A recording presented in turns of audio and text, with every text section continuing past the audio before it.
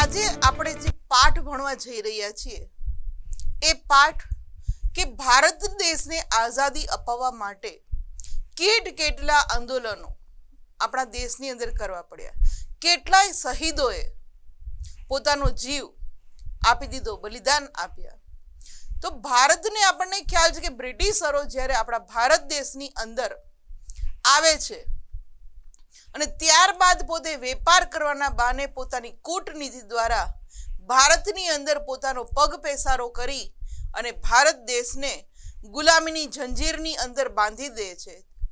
અને ત્યારબાદ આપણા ભારતવાસીઓ જ્યારે એની આ કૂટનીતિથી જ્યારે એની ખબર પડે છે કે આ કૂટનીતિ દ્વારા ભાગલા કરો ને રાજ કરો, આપણને અંદરો અંદર ઝઘડા કરાવી અને અંગ્રેજો છે એ ભારતને લૂંટી રહ્યા છે, આવી જ્યારે ખબર પડે છે ત્યારે ભારત દેશને આઝાદ કરાવવા માટે કેટલી ચળવળો આંદોલનો શરૂ કરવામાં આવે છે. અને આપણી માતૃભૂમિને એમ કહેવામાં આવે છે કે સ્વતંત્ર બનાવવા માટે ઘણા બધી એમ પગલાઓ લેવામાં આવે છે.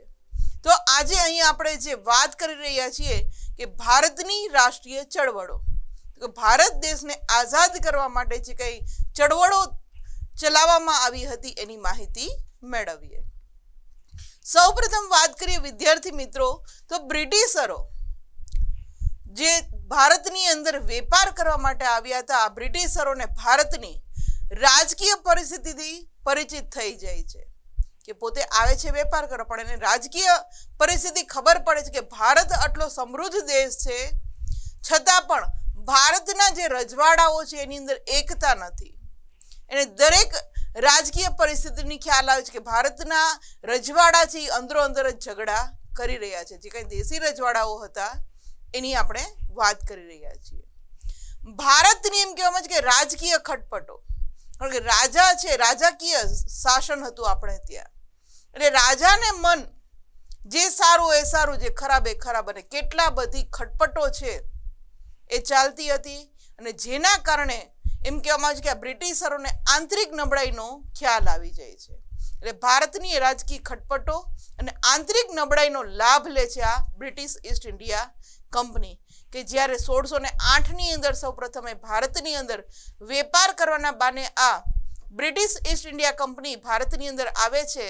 અને ત્યારબાદ ધીમે ધીમે 1757 સુધીમાં તો એમ કહેવામાં છે કે બંગાળની અંદર પોતે પગ પેસારો કરી લે છે. એટલે કે વેપાર કરવા બહાને આવેલી આ ઈસ્ટ ઇન્ડિયા કંપની ભારતની અંદર પોતાનું શાસન શરૂ કરી દે છે. ઈસવીસન 1857 સુધીમાં, એટલે 100 વર્ષનો ગાળો, 1757ની અંદર જ્યારે પ્લાસીનું યુદ્ધ થાય છે ત્યારબાદ એ બંગાળ, બિહાર અને ઓરિસ્સાની 3 દીવાની સત્તા આ બ્રિટિશ ઈસ્ટ ઇન્ડિયા કંપનીને મળે છે અને ત્યાં પોતાનું શાસન શરૂ કરી દે છે. અને ત્યારબાદ પોતે ભારતના જે રજવાડાઓ હતા, જે નવાબો હતા, એની આંતરિક નબળાઈનો લાભ લઈને ધીમે ધીમે પોતાનો એમ કહેવામાં છે કે પ્રદેશ વિસ્તાર વધારતા જાય છે. 1757માં જ્યારે એને પગ પેસારો, જ્યારે એને બંગાળનું એમ કહેવામાં આવે છે કે શાસન મળે છે, ત્યારબાદ 1857 એટલે 100 વર્ષનો આ જે શાસનકાળ હતું એનો એ દરમિયાન તો એ ભારતના ઘણા બધી ભાગ ઉપર પોતે પોતાનું આધિપત્ય જમાવી દે છે, એટલે કે રાજ પોતે કરવા લાગે છે. સ્વાતંત્ર્ય સંગ્રામ સુધી, કારણ કે 1857માં તો પછી સ્વાતંત્ર્ય સંગ્રામ, ભારતની પ્રજાને ખ્યાલ આવે છે કે આ બ્રિટિશરો છે એ ભારતના ભોગે પોતાના ઇંગ્લેન્ડને સમૃદ્ધ કરે છે. એટલે 1857 સુધીમાં તો ભારતની ઉપર એટલી બધી, ભારતવાસીઓ ઉપર એટલી બધી દમનકારી નીતિ એ લોકો કરે છે કે ભારતવાસીઓને જ ભારતની અંદર રહી અને ગુલામ બનાવી દે છે. ત્યારે 1857ની અંદર એક સ્વતંત્રતા મેળવવા માટે એક સંગ્રામ થાય છે, જેને આપણે 1857નો વિપ્લવ અથવા 1857નો સંગ્રામ એવું નામ આપ્યું છે. તો આ 100 વર્ષના શાસનકાળ દરમિયાન ભારત પર પોતાનું આધિપત્ય છે આ બ્રિટિશરોએ જમાવી દીધું હતું. આ ઇમેજની અંદર આપણે વાત કરી રહ્યા છીએ કે 1757માં પ્લાસીના યુદ્ધમાં જ્યારે એને ફક્ત બંગાળ, બિહાર અને ઓરિસ્સાની સત્તા મળે છે, પણ એ પછીના સમયગાળાની અંદર આ બ્રિટિશ ઈસ્ટ ઇન્ડિયા કંપનીનું શાસનનો અંત આવે છે અને ડાયરેક્ટ ભારતની ઉપર એમ કહેવામાં આવે છે કે બ્રિટિશ તાજનો, એટલે બ્રિટિશ સરકારનું શાસન શરૂ થાય છે. આ ઇમેજની અંદર જે આપણે વાત કરી રહ્યા છીએ કે ભારતને કઈ રીતે ગુલામીની જંજીરની અંદર જકડી દીધું હતું એ આપણે જોઈ શકીએ છીએ.